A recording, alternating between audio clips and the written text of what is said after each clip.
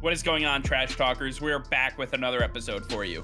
Today's video, we're going to explore the idea that the Green Bay Packers are the best team in the NFL. All that and much more coming your way right now!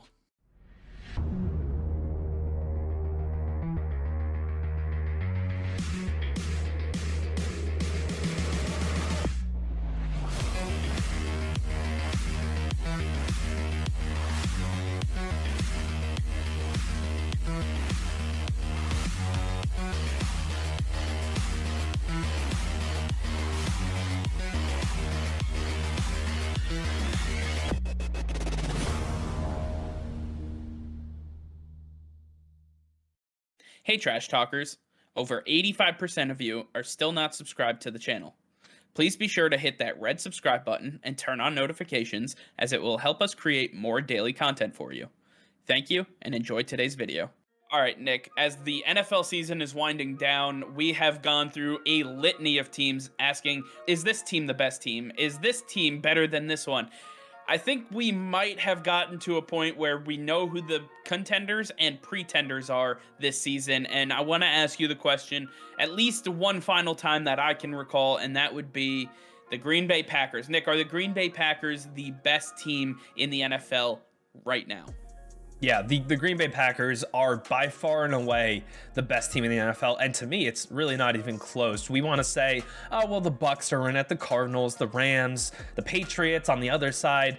No one's even close to the Green Bay Packers, because when we look at what they did last season, they were offensive powerhouse, and they did the same thing this year, continue to be that offensive powerhouse. But the difference from last year to this year is their defense. They are a completely different team. It is night and day. That secondary has put it together. They are starting to click and make it work. The linebackers, no Zadarius Smith, no problem, because you bring in Devondre Campbell and he replicates everything Zadarius Smith does. That run defense got much stronger. They are doing everything right. Matt LaFleur is getting this team to play at their very best. And Aaron Rodgers, with all of the commotion about whether he was going to play this season at all, has gone away. Everything surrounding this team and everything negative is gone. They are just playing so well that they're shutting the haters out. There's nothing that anybody can hate on anymore. They are just the best team playing at their very best, and it is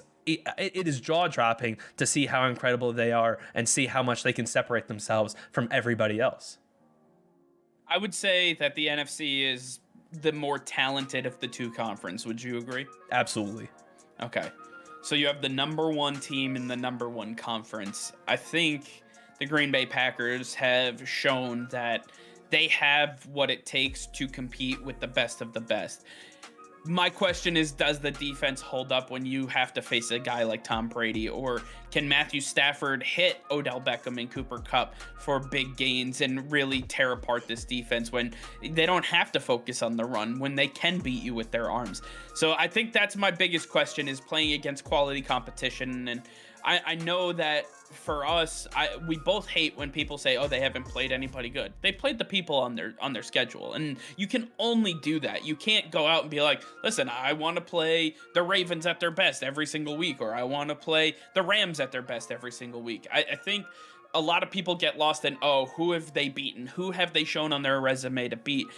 They just beat the teams in front of them, and they don't do more than they're asked to do right now. I think that's something we have to really take into account. And the one thing you kind of brought up, but I want to really make light of, the Green Bay Packers are missing Zadarius Smith, who could arguably be one of the better pass rushers, a top 15 pass rusher in the entire NFL. They're missing Jair Alexander, who, in my estimation, is a top 5 cornerback in the NFL. Those guys are coming back. They're not done for the season. They will be back with this team for the stretch run of the playoffs. And if the defense is playing as well as they are now, those guys aren't going to move. Those guys will still play where they have been playing all season. Now you're just adding in a Zadarius Smith. You're adding in a Jair Alexander. You're adding these guys to an already phenomenal machine. I think the Green Bay Packers are the best team in football, and they're only getting better. It is scary how good this team is. And, you know, with everything that went on this offseason, you kind of talked about it, Nick, but at the end of the day, we were all not sure whether Aaron Rodgers was coming back to this team. He was not happy about, them drafting his quote unquote replacement in Jordan Love. They don't really know what the future holds for this team. It seems like they have sold out 100% to get a championship under their belt this year and try to use that as the motivation to retain Aaron Rodgers in a Green Bay Packers uniform. I think that is their sole goal, is to keep Aaron Rodgers in Green Bay for the remainder of his NFL career. Could you imagine him pulling a Brett Favre and going somewhere for a year and then going to Chicago, Minnesota, Detroit, and then bringing them to the promised land? It would absolutely devastate Packers fans. I think they have done everything they can to put them in the position where they currently are. And one last point before I throw it back to you, Nick. Matt LaFleur has done an absolutely phenomenal job all season long, and he needs to be recognized as a top 1, 2, or even 3 coach this season. We talk about Bill Belichick and Cliff Kingsbury as they are the only 2 jockeying for coach of the year, but I think Matt LaFleur has to realistically be considered and heavily favorited for this award for how well he has brought this team along, especially with some of the issues he's had to deal with. You taking a look at Aaron Rodgers missing time, Jair Alexander and Zadarius Smith not being there, frankly, all season. This offensive line holding up with the loss of Elgton Jenkins and David Bakhtiari. I think there's a lot of things that have to go on here, and I think Matt LaFleur has done a fantastic job.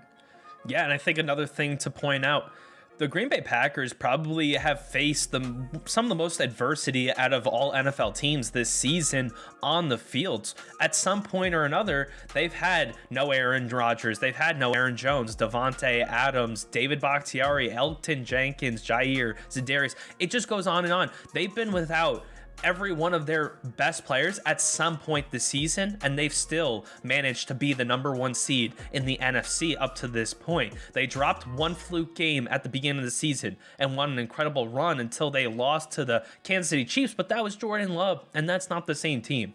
We see Aaron Rodgers playing at MVP level once again. He's up for his 4th MVP potentially this year, and back-to-back, something that no one else has ever done. This is unprecedented territories, and it's all because of the way this team is constructed and how well they're playing together. They've got the right pieces. I just don't think there's anybody else getting in their way. It'll be tough to see, especially with the way things seem to be laying out for them. Can they face off against Tom Brady and the Buccaneers once again in the NFC Championship game? Can the Rams play upset to them? There's a lot of question marks. I think we still need to see a team lay the foundation to beating the Green Bay Packers when they're fully healthy, because it's easy to beat them when Jordan Love is playing. That's what the Chiefs did. He didn't do a damn thing, and they almost beat the Chiefs, which is even scarier. So at the end of the day, there's a lot of things that have to go right for a team to beat the Packers. But I want to hear from you guys. Let us know in the comments down below if you believe that the Green Bay Packers are the best team in football right now as we head into the playoffs. I want to hear from you guys, so let us know in the comments down below. All right, well, that's going to be all for now. Thank you all for watching. Be sure to like this video and subscribe to the channel if you haven't already. Hit that notification bell. We go live every single day. That'll be all. Peace and love.